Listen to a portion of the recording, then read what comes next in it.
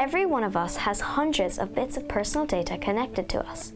Everything from our name and address to our internet search history and medical records. It's vital to make sure it doesn't fall into the wrong hands. And that's where the Information Commissioner's Office comes in. It's responsible for protecting our data. The person in charge is the Information Commissioner himself, John Edwards. Most of us aren't really thinking about the data that social media platforms and websites often collect about us. Can you break it down for us? What sort of information are they actually gathering? I think you're absolutely right, Rosie. Most of us don't think very deeply about these things. Things about our location, what we watched, how long we watched for, at what point we moved to something else, ads we clicked on, and all of this goes to build up a profile of who we are and what we like. And the idea is that the more they know, the more they can keep us on their site, the more they can tailor their products, the more they can sell us, and the more money they can make. Do you consider all this information gathering a form of mind control? That's a really interesting question. People who write about this stuff these days talk about the attention economy.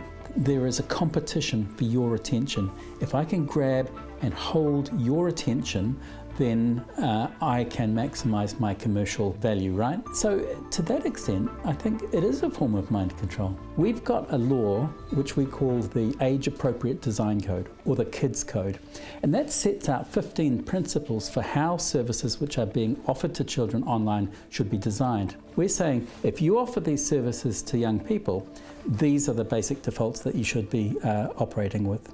Are companies actually following the rules? What happens if they don't? Can they just keep taking our data without permission?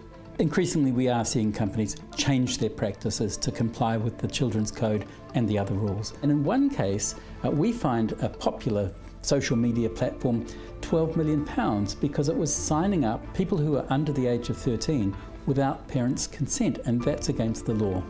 I know from learning in my computing lessons that anything you say online, even like years later can be retraced back, and you might not get hired for a job or get into schools or anything like that.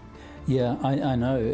That's why I think we have to be mindful that we are creating sometimes a permanent record, which is a burden I think that young people have today that people of my generation didn't have.